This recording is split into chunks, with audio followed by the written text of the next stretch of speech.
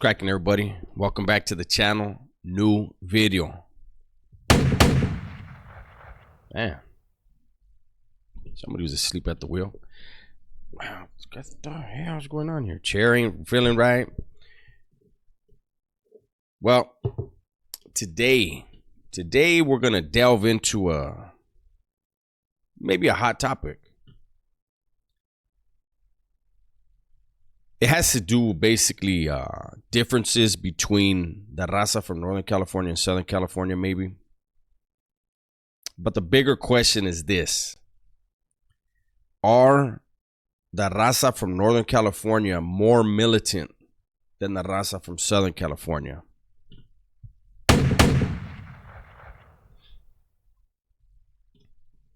I've been on a couple yards with Raza from Northern California. And everyone always talks about how militant they are. And I agree that they have certain things that they do. It's hard to explain it. Let me try to explain it like this. The Raza from Northern California have always been outnumbered. And there's a huge difference between ideology between the Southerners and the Northerners. And I'm going to try to get into it as much as I can, as much as I'm comfortable with. And I want to say this, and any other channel, the Raza from Northern California channel, you guys can, if you feel I'm wrong about something, go ahead and react to it, by all means, because I can't say that I know everything, all the ins and outs and everything, right? I'm only speaking from my point of view and my experience, right? And in my experience, again, the Raza from Northern California was always like overwhelmingly outnumbered. I don't know if maybe in the Bay, on A-Yard and Pelican Bay, there might have been about 50 of them there. And if there was, that's the deepest I ever saw them on a yard, right?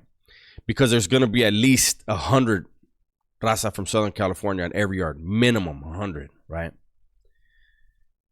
So that would have still been 2-1, right? But normally it was about 20 to 30 of them, right? And from the outside looking in, Raza from Northern California, when they hit a yard, they were going to participate. They were they were in the reindeer games. Whereas the Raza from Southern California, because again, they're going to outnumber them 2, 3, 4 to 1. And the mentality is different as far as the Raza from Southern California, the politicking that they do, they don't seek you out. They'll never force you to be involved. That thing is so serious in the eyes of Southerners. That thing is so serious that when if you want to get out of the bleachers and get on that damn playing field, and that's a metaphor, right? That's a metaphor we used to use in there. Like, oh, okay, so you want to get in the game? Because it's safer in the bleachers. But when you decide you want to play ball, you got to play by some cold rules, right? So no one seeks you out like, hey, homie, you want to get involved in? Nah, hell nah. For the Raza from Southern California, it has to be something that's in your heart, that you have zero doubt. Like, fuck everything. I'm doing that. I'm getting involved in that. So, when I had talked about, when I did the video of Southern arrogance, there were people that were saying, well, you know, yeah, maybe some of the vatos from Southern California are like that. Correct. Because when I talked about the difference between a sureño and a Southsider, the sureños are the ones that are going to have that arrogance. Southsiders are they're gonna put in work, of course, right? But they do not want to have nothing to do with politicking. They don't have any aspirations to be anything other than who they are and from where they're from, period, right? So the Raza from Northern California have, you know, where they have to do head counts and they have people assigned to specific people. And, you know, like if they go up to, from what I heard, if they go up to a vato like, hey, where's so-and-so at? And if he can't say he's over here, you know, if he has to look around and try to find him, you know, then he's got to answer up for it, right? Raza from Southern California don't do that. Now, there is that group, and I used the term once. I'm not going to use it again.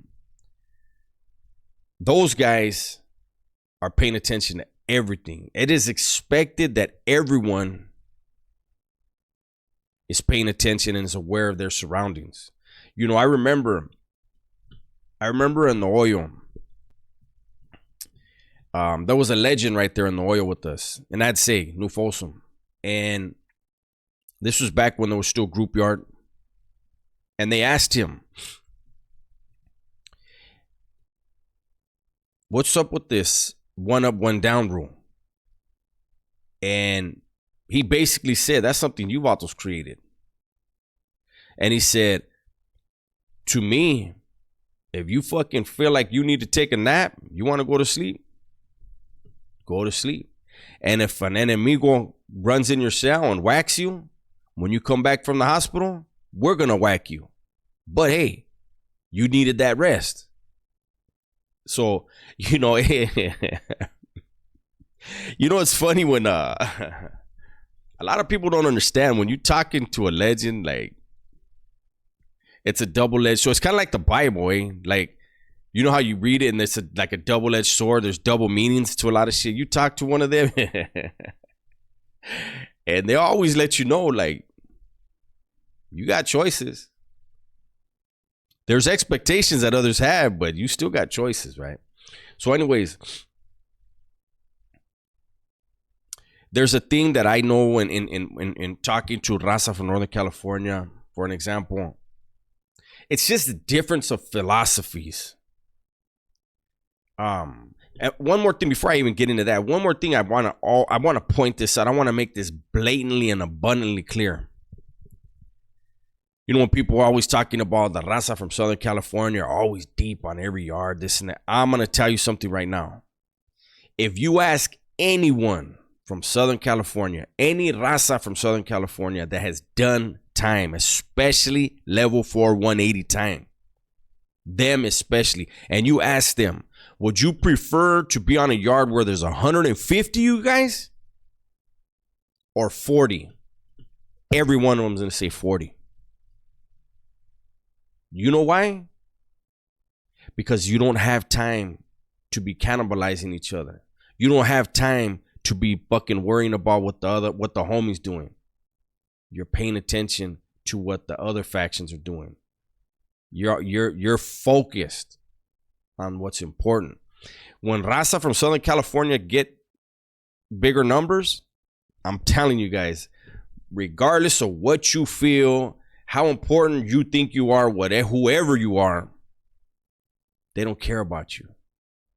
They're jockeying for position within their own. They're cannibalizing. That's why you see so many Southerners getting whacked. They're jockeying for position. They're politicking. They're cannibalizing. Now, back to the differences of philosophy, right? You know, I've again spoken to Raza from Northern California and, you know, had conversations and, you know, where they have told me that even if somebody was an hermano, not a legend for them, but an hermano, right? Those of you that know what that means know. Even if you were an hermano and you just landed on the yard, regardless of the fact that you were an hermano and you were established and you had a reputation, you had earned your stripes, put in work, doesn't matter. When you get to that new yard, you have to be cleared by your own people. Fuck the Judas. Ain't nobody talking about what the Judas clear. They can clear whatever they want. They have to be cleared by their own people. They're gonna be shadowed until they finish clearing it. They can't have anything in the cell that can be considered weapon stock or weaponry. Again, if I'm wrong, correct me, but I've heard this from numerous dudes, right? And when these were candid conversations that I had with Vatos, and it was never no disrespect when we were having the conversation, but I was, as blunt as I could be, as blunt as they could be, they were, and as blunt as I could be, I was. And I said, like for any raza from Southern California, they would view that as, and not to be disrespectful, but the way they were raised, that's cowardly. Like, what the fuck? Here's a knife, Holmes. Go ahead. They'll give you one. They all got one. Like, what you gonna do? Well, here you go, homie. Boom. There's gonna run the make. More than likely, especially if you're in the mix, if you're coming out the shoe, especially before you even hit the yard, they're gonna already know you're coming. At least that's my experience. And that vato that just landed on the yard is going to know who's there. If there's somebody who's really supposed to be in place, you're going to know before you, hey, who's over there right now? Oh, so-and-so. He's so-and-so's friend. This and that. Oh, okay, cool. So you get there, you know who's there, and he knows who you are, or they know who you are. But Raza from Southern California, again, it goes to the arrogance and extreme pride that gets in the way a lot of times. The two biggest riots that happened while I was incarcerated, 1996 in New Folsom, 2000 in Pelican Bay, those riots happened over ego. At the end of the day, both of them could have been avoided. And in both occasions, especially the Bay, especially that one, but on both occasions, it was kind of like bullying. Like, the vision was very short-sighted. Because both yards had a very smooth program going prior to the shit jumping off. And New Folsom pretty much went back to normal. Pelican Bay didn't. And for those of you that don't know, prior to the 1996 riot in New Folsom was a spot where those cops didn't give a fuck about nothing. New Folsom COs didn't care about nothing. Most of them had came from, well, I don't know about most, but a lot of them, I want to say the majority of them came from Old Folsom. They were over there in the 80s, some in the 70s. They'd seen it all, right? So in New Folsom, you could pretty much sneak out to the yard anytime you wanted. They didn't give a fuck. Their whole thing was like, you're going to do something, do it. Like, if we decide to shoot you, that's on you. You know what I mean? But so prior to the 96 riot in New Folsom, you could go out to yard and see 800 people on the yard. And these are small. You got to remember, these yards aren't humongous. And you would see 800 people on that yard. I mean, packed. And this was the era where there was no vocation. What the fuck was vocation? They didn't have, your vocation was going to the yard with your strap, being ready, hitting the weight pile, getting big, getting healthy, staying alert. That was your vocation. Kill somebody or defend yourself. You know what I'm saying? Like that's what it was, right?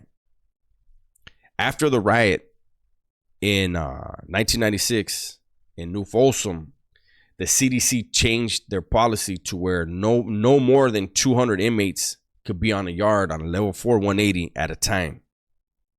After the Pelican Bay riot, they knocked it all the way down to 120. I think it was 120. So it would be like one whole building and then one section of another building. That was your yard. And they were trying to make sure that they didn't have such massive riots, you know. And I mean, for the most part, it works. I don't know how it is now if they changed that policy because they let all the legends out. So, you know, but who knows? But in my opinion, the Northern Raza, if we're talking about each group as a collective, right? The percentage that are gonna be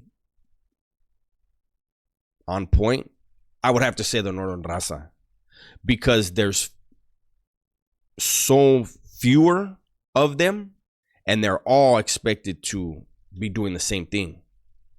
Whereas the Raza from Southern California, there's so many of them and everyone is expected to do certain things, especially when it comes to war. That everybody's expected to do the same thing.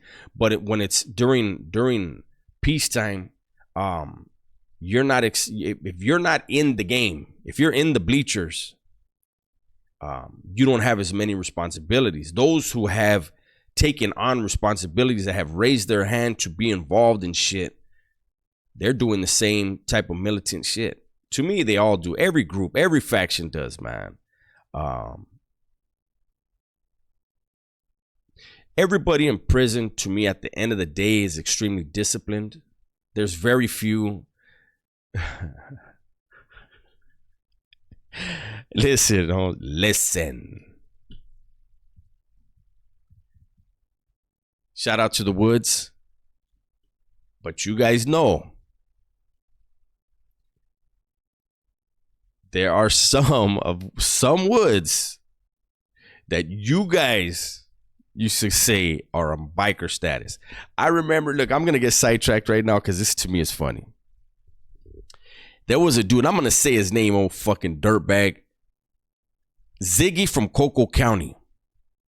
Those of you that have ever met him, you know who I'm talking about. He used to have one arm like all fucking weird and played handball real good. That's all he fucking wanted to do was play handball.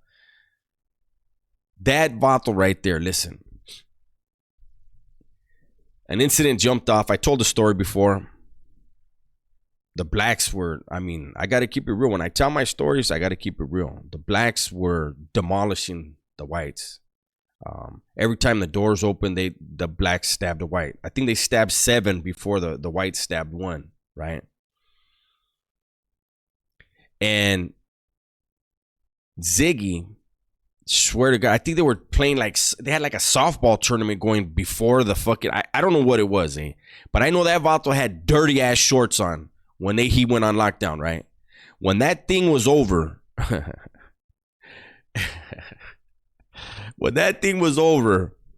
and they let everybody off lockdown, how was it that Ziggy's shorts looked like they got even dirtier?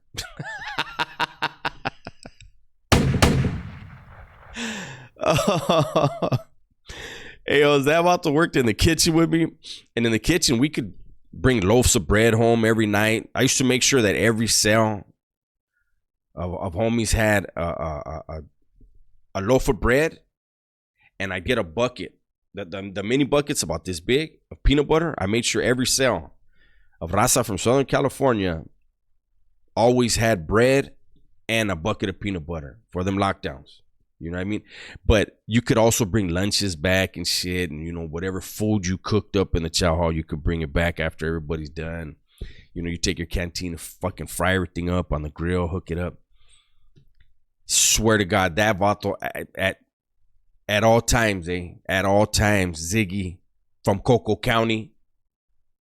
And his Sally was, what was his fucking Sally's name? Tony or some shit. I don't remember. A-homes, minimum 572 lunches all over their fucking floor.